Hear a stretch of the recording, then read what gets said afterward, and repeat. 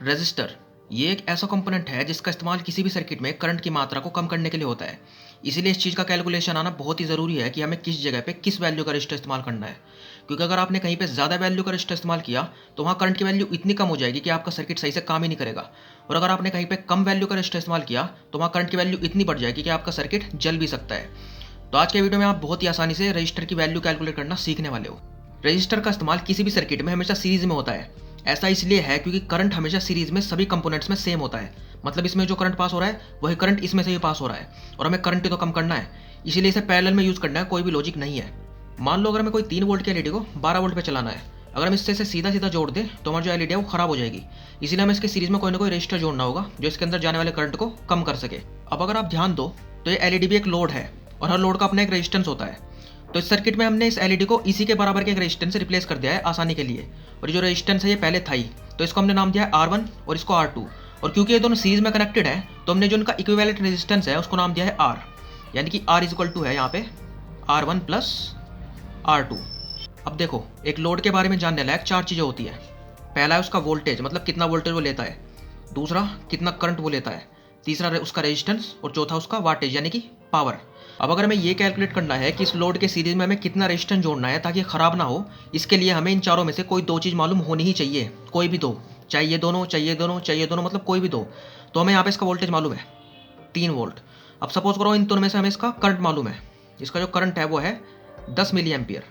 इसका मतलब ये है कि इस एलईडी में से 10 मिली एम्पियर करंट पास होगा तभी ये बिना खराब हुए आसानी से जल पाएगी। मतलब इस पूरे सर्किट में से ही 10 मिली एम्पियर करंट पास होना चाहिए। अब देखो, हमें मालूम है कितना करंट इसमें पास होना चाहिए, हमें ये भी मालूम है कितना वोल्टेज सर्किट पे हमने लगाया है जो कि 12 वोल्ट। तो इससे हम इस सर्किट का रेजिस्टेंस निकाल सकते हैं पूरा, मतलब इस आर की वैल्यू में इससे निकाल सकते हैं। आर इक्वल टू होता है V अपॉन आई, यानी कि 12 अपॉन आई हमारे पास है 10 मिली एम्पियर। तो ऊपर हम इसकी 1000 से मल्टीप्लाई करेंगे इस मिली एम्पियर को एम्पियर में चेंज करने के लिए, तो यहाँ पे आएगा 1200 ओम।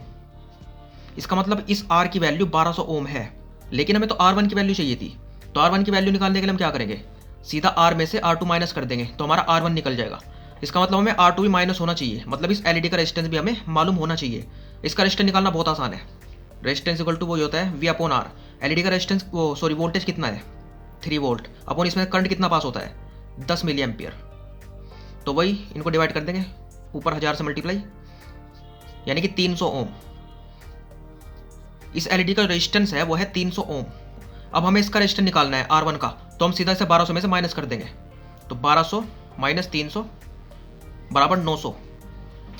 मतलब ये कि इस रेजिस्टेंस की वैल्यू 900 ओम होनी चाहिए, तब जो हमारी 3 वोल्ट की एलईडी है वो 12 वोल्ट पे जल पाएगी बिना खराब हुए। और ये प्रैक्टिकली भी सही है, चाहे तो ट्राई करके देख लेना कि 3 वोल्ट की एलईडी को 12 वोल्ट पे लगाना, उसमें 900 ओम का रेजिस्टेंस सीरीज में जोड़ के। लेकिन आप चाहो तो 900 से थोड़ा कम या थोड़ा ज़्यादा का भी रेजिस्टेंस इस्तेमाल कर सकते हो। ऐसा इसलिए है क्योंकि इन एलईडी का जो करंट होता है, मतलब इन्हें ऑन करने के लिए, वो अगर 10 मिली एम्पियर दे रखा है तो 5 मिली एम्पियर पे भी ये ऑन हो सकती है थोड़ी डिम होके, और तो और ये 15 पे भी चल सकती है, मतलब बिना खराब हुए। इतना ही झेल सकती है, थोड़ा कम या थोड़ा ज़्यादा। तो आप यहाँ पे चाहो तो 800 ओम का रेजिस्टेंस भी इस्तेमाल कर सकते हो या चाहो तो 1000 ओम का भी इस्तेमाल कर सकते हो।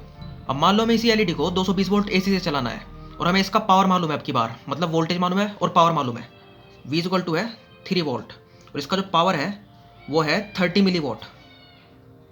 तो पहले हमें इसका करंट जानना हो, कितना करंट सर्किट में से पास होना चाहिए। तो इसके लिए हम क्या करेंगे, I इक्वल टू होता है पावर अपॉन वोल्ट, यानी कि 30 अपॉन 3 जो कि होगा 10 मिली एम्पियर।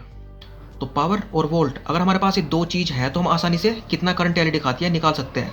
और तो और अगर हमारे पास इन चारों में से कोई भी 2 चीज़ है तो हम बाकी की 2 को भी आराम से निकाल सकते हैं। तो कितना करंट इस सर्किट में से पास होना चाहिए ये हमें पता ही है 10 मिली एम्पियर। तो कितना रेजिस्टेंस सर्किट का होना चाहिए उसके लिए हम क्या करेंगे, R इक्वल टू वही V अपॉन आई। वोल्ट है यहाँ पे 220, तो 220 अपॉन करंट है 10 मिली एम्पियर, तो इंटू 1000, यानी कि 22000 22,000 ओम। इस पूरे सर्किट का रेजिस्टेंस होना चाहिए 22,000 ओम। अब हम अगर हमें इसका रेजिस्टेंस निकालना है तो इस पूरे में से हम इसके रेजिस्टेंस को माइनस कर देंगे। तो इसका रेजिस्टेंस वही था 300 ओम ही मान लो, तो इसमें से हम माइनस करेंगे 300 ओम, तो आएगा 21,700 ओम। ठीक है, लेकिन ये जो 21,700 ओम है ये तब होता जब यहाँ पे एसी सोर्स नहीं 220 वोल्ट डीसी सोर्स होता। ऐसा देखो क्यों है। पहली बात, ये जो एसी की 220 वोल्ट है ये आरएमएस वैल्यू है, मतलब जो आप मल्टीमीटर से नापोगे वो आरएमएस वैल्यू होगी। इसकी जो पीक वैल्यू है वो कुछ और ही होगी, इससे काफ़ी हाई होगी, मतलब 300 वोल्ट से भी ऊपर। तो एसी के लिए हमें यहाँ पे ज़्यादा वैल्यू का रजिस्टर इस्तेमाल करना होगा, मतलब 21,700 से ज़्यादा। और इस तरीके से हम ये भी निकाल सकते हैं कि एक बैटरी पे या फिर एक सोर्स पे हमें कम से कम कितनी एलईडी जोड़नी चाहिए ताकि हमें रजिस्टर की जरूरत ही ना पड़े। फॉर एग्जांपल यहाँ पे 12 वोल्ट है और 3 वोल्ट है। यहाँ पे वोल्टेज से हम इसे डायरेक्ट डिवाइड करके वैसे निकाल सकते हैं। एक और बात, यहाँ पे जो मैंने एग्जाम्पल लिया है 3 वोल्ट की एलईडी और 10 मिली एम्पेयर करंट खाने वाली, जरूरी नहीं है कि आपके पास जो एलईडी हो वो भी 3 वोल्ट और 10 मिली एम्पेयर करंट खाए। फॉर एग्जाम्पल जो रेड कलर की एलईडी होती है वो 2.5 वोल्ट पे ही हो सकती है, मतलब कम वोल्टेज पे। ऐसे जो ब्लू कलर की है उसको शायद 3.5 वोल्ट के आसपास चाहिए। तो कलर वाइज जो है इनका वोल्टेज और इनपुट करंट चेंज होता रहता है। तो अच्छा ये है कि आप गूगल पे से इसकी जो डाटा शीट है वो डाउनलोड कर लो। उसमें सब कुछ होता है कि मतलब कितना इसका रेजिस्टेंस है, कितना इसका पावर है, कितना वोल्ट है और कितना करंट है। तो उससे आप आराम से निकाल सकते हो, मतलब अपने कलर के हिसाब से कि कौन से एलईडी के साथ आपको कौन सा रेजिस्टेंस जोड़ना चाहिए। आखिरी बात, ये जो रजिस्टर होता है ये बहुत ही ज़्यादा इनएफिशिएंट पार्ट होता है। ऐसा इसलिए क्योंकि ये ज़्यादातर एनर्जी को हीट के रूप में बर्बाद कर देता है। ऐसा देखो क्यों, मान लो इसके अंदर से 10 मिली एम्पेयर करंट पास हो रहा है, तो अगर हम आई स्क्वायर आर के हिसाब से निकालें तो 10 मिली एम्पेयर इंटू 10 मिली एम्पेयर, और इस रजिस्टर की वैल्यू है 900 ओम। तो इतनी जो हीट है ये बर्बाद कर रहा है, मतलब ये गर्म होगा। और ये छोटे लोड्स के लिए चल जाता है, मतलब जैसे छोटे मोटे इंडिकेटर है, छोटे मोटे एलईडी है जो आपने देखे होंगे बोर्ड वगैरह में लगे रहते हैं, तो उनके लिए चल जाता है। लेकिन अगर आप इस पर हैवी लोड चलाओगे ना, मतलब कोई मोटर चला रहे हो आप जो कि 1 एम्पेयर करंट खा रही है, तो ये कितनी एनर्जी वेस्ट करेगा। देखो आई स्क्वायर आर के हिसाब से मान लो 1 एम्पेयर करंट खा रही है मोटर, तो 1 स्क्वायर इंटू रजिस्टर की वैल्यू आप 10 ओम मान लो ना, अगर सिर्फ 10 ओम तो 10 वोट। तो 10 वोट का पावर ये सिर्फ गर्मी के रूप में बर्बाद कर रहा है, मतलब जो मोटर खा रही है उसका आधा तो यही बर्बाद कर दे रहा है। इसीलिए जो रजिस्टर है वह हैवी लोड्स के लिए इस्तेमाल नहीं किया जा सकता। हैवी लोड्स के लिए हम इस्तेमाल करते हैं वोल्टेज रेगुलेशन का, मतलब कि इस तरह से वोल्टेज को ही कम कर देते हैं। या फिर दूसरा तरीका है पल्स विड मॉड्यूलेशन। तो बस उम्मीद है आपको आज के वीडियो में कुछ ना कुछ नॉलेज तो जरूर मिली होगी। अगर ऐसा है तो वीडियो को लाइक करना, ऐसी वीडियो आगे देखते रहने के लिए चैनल को सब्सक्राइब जरूर करना।